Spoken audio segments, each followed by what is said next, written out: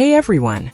Welcome to Update X24H, your go-to channel for the latest news, hottest dramas, breaking stories, and all the buzz from the world of entertainment. We're here to keep you updated, entertained, and always in the loop. Hit that subscribe button and join our growing family, because here at Update X24H, we bring you the news that matters, the drama you love, and the stories you can't miss. Thanks for being part of our community. Let's stay connected, stay updated, and keep the good vibes rolling. Imagine the silence of a courtroom, millions of hearts waiting, breaths held, as one man finally admits the truth that no one ever expected to hear. A truth so dark, so devastating, that it would shake not just the people in that chamber, but millions across the world. Tonight on Update X24H, we bring you the shocking final confession of fan Shiqi, the man condemned for the brutal downfall of beloved actor Menglong, and why his last words have ignited outrage, grief, and reflection across nations. Menglong was never just another name in the entertainment industry. To his fans, he was a symbol of hope, a reminder that sincerity and talent could still shine in a world often clouded by scandal and competition. His performances carried a rare authenticity, drawing audiences not only in China but across South Korea, Japan, the United States, and beyond. He represented the kind of light that seemed untouchable, a rising star whose future promised brilliance. Yet it was precisely that brilliance that made his sudden loss so unbearable. When news of his tragic end first broke, it felt like more than the death of a beloved actor. It was as though a part of the cultural spirit had been stolen from those who had believed in him. In the weeks that followed, grief gave way to suspicion. The official version of events seemed incomplete, as though the truth had been carefully trimmed to fit a narrative that would not disturb powerful interests. His family mourned in silence, but his fans refused to let the story fade. Across forums, comment sections, and gatherings, questions grew louder. Had justice really been served? Was the system protecting someone while the voice of a victim was being buried? This unease did not belong only to his supporters. It spread to ordinary citizens, who saw in his death a reflection of larger fears, that truth itself could be silenced by influence and control. Everything changed with the release of new evidence. The footage that emerged was not just another piece of information. It was a wound torn open before the world. In those blurred, unbearable frames lay a reality far more horrifying than the public had imagined. It revealed not just an act of cruelty, but a calculated stripping away of dignity, a deliberate attempt to erase the very humanity of someone who had given so much of himself to others. The moment the recording surfaced, silence was no longer possible. It forced a reopening of the case, compelled the system to act, and reignited a movement that demanded not only justice for Menglong, but accountability for an industry that had allowed envy, corruption, and unchecked rivalry to flourish. His story was no longer about one man's death. It had become a mirror held up to society, challenging everyone to decide whether they would look away or finally confront the truth. As the retrial opened, the atmosphere inside the courtroom seemed almost unbearable. Every glance, every whispered breath carried the weight of expectation, as though the world itself had paused to witness what would unfold. Fan Shiqi sat in the defendant's chair, a man who had once been adorned with the trappings of celebrity, now stripped bare before the eyes of millions. The polished image that once appeared on screens across Asia was gone. In its place stood someone unrecognizable, a hollow figure haunted by the shadows of his own choices. The press, the grieving family, the legions of fans waiting beyond the walls, all of them sensed that this moment would not be ordinary. It was not just a trial, but the reckoning of something deeper, a confrontation between truth and illusion. The gavel struck and the words of the judge rang out, death. The sentence was severe, final, carrying with it the weight of a justice system that had been pushed to its very edge. Yet even as the words echoed through the chamber, a strange anticipation lingered in the silence. This was not the end, not yet.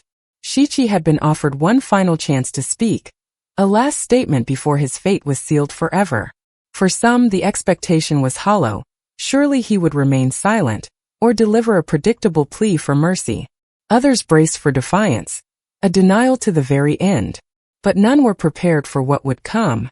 In that suspended moment, when the courtroom held its collective breath, the tension became almost unbearable.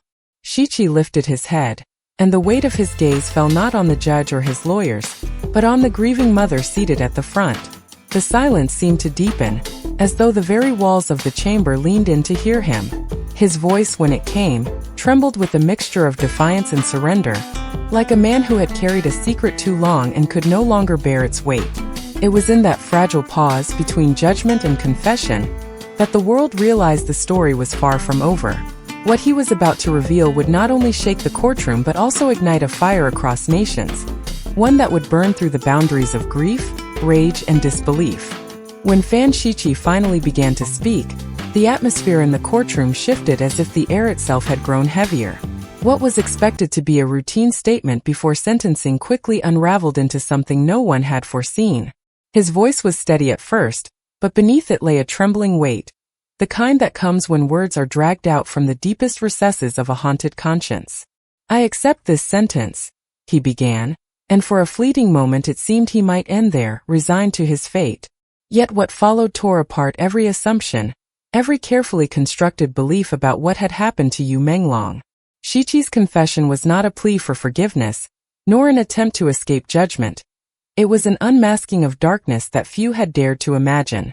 He admitted, with a rawness that left the room frozen, that Menglong's death had not been an accident of rivalry, or the unfortunate result of jealousy taken too far. It had been deliberate, calculated, a crime born from envy so corrosive it consumed every shred of humanity he once possessed. He described how Menglong's light was too bright, how standing beside him felt unbearable, and how that envy metastasized into cruelty. He revealed with unflinching detail that he had not simply sought to end Menglong's life, but to break him, to silence the courage that shone through even in his final hours. And then came the words that silenced even the scratching of court reporters' pens. Shiqi repeated Menglong's last plea. "Please tell them I still want to live." In that single sentence, the tragedy crystallized into something unforgettable. Those words were not filled with bitterness or surrender, but with a desperate clinging to hope, even as life slipped away. For the first time, Shiqi's voice cracked, the mask of coldness giving way to a glimpse of a man crushed beneath the weight of his own monstrosity. He admitted that no fame, no power, no excuse could erase what he had done. He was not asking for sympathy. He was acknowledging that he had become less than human, and that death was not enough to cleanse him of the guilt. The courtroom sat stunned, unable to process the enormity of what had been laid bare. The confession was not simply an admission of guilt. It was a mirror held up to envy, corruption, and the fragile cost of brilliance. It left everyone present shaken, knowing they had not just heard the truth of a crime, but the revelation of a soul undone by its own darkness. Outside the courthouse, crowds erupted, grief, anger, and disbelief colliding into one deafening roar. Across social media, hashtags demanding justice spread like wildfire in China, Korea, the Philippines, Thailand, and even the United States. Memorials were held in Tokyo, Seoul, Paris, and New York. Fans lit candles, sang songs from Menglong's most beloved dramas, and pledged that his name would never be forgotten. Yet, alongside sorrow came a deeper debate. How had such cruelty gone unnoticed? How could an entire circle of insiders remain silent for so long? Commentators and psychologists discussed the toxic rivalries, the crushing weight of fame, and the corruption lurking in the entertainment industry. For many, Fan Shiqi's confession was more than a final statement. It was a mirror reflecting the darkest corners of celebrity culture. But within this darkness there was also light.